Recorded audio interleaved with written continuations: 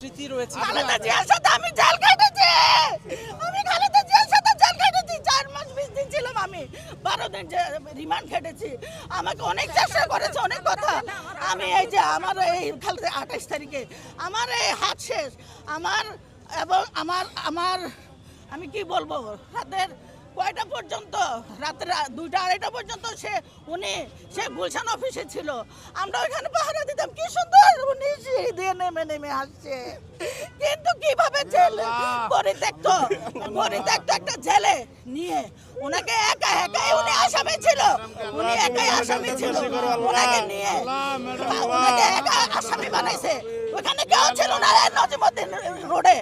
এই শেখ হাসিনা তুমি আল্লাহর দরবার থেকে তুমি সাইন দিয়ে আসো নাই যে তুমি মরবা না, তুমিও মরবা।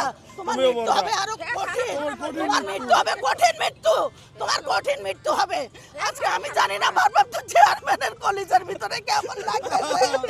আল্লাহ তুমি ওরা ধৈর্য দাও, আল্লাহ ওনারা ধৈর্য দাও।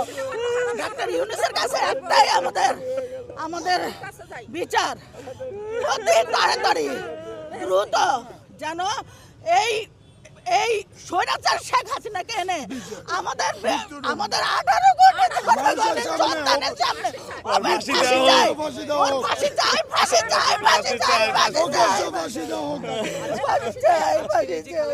চলে যাওয়াটা এটা কতটা অভিভাবক শূন্য করেছে?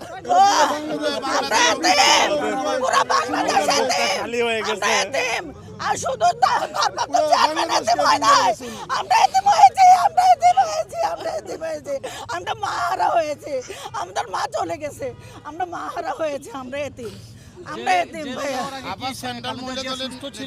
জেলে যাওয়ার আগে উনি একদম হেঁটে গেছে। কিন্তু উনি হুইল চেয়ারে কেন আসলো? এটার জবাব এই স্বৈরাচার শেখ হাসিনা, ডাইনি শেখ হাসিনার কাছে আমরা জবাবদিহি চাই। ও কি জবাবদিহি করবে? আল্লাহ ওরে করুণ মৃত্যু দিবে, আল্লাহর বিচার করবে, আমাদেরকে সন্তান হারা করছে। ও স্বৈরাচার, ওর তো কোনো বিচার নাই। ওর বিচার আল্লাহ করবে, আল্লাহ তাআলা করবে।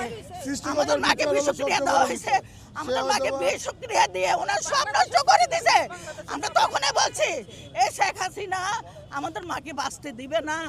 আমাদের মা কেন হুইল চেয়ারে? আজকে আমরা এতিম হয়ে গেলাম। ভাইয়া ভারপ্রাপ্ত চেয়ারম্যান, তুমি একা না, আমরা তোমাদের সাথে আছি এবং তোমাদের সাথে। তুমি একা এতিম হও নাই, আমরা এতিম হয়েছি ভাইয়া তো আমরা এতিম হয়েছি। 7 তারিখে আমার হাজবেন্ড মারা গেছে, আর আজকে কত তারিখ আমার মা মারা গেল। আমি কিভাবে সহ্য করব? একে আমার সব প্রিয় মানুষগুলো চলে যাচ্ছে। আমার মা চলে গেল, আজকে আমার মা চলে গেল। আমি আর কিছু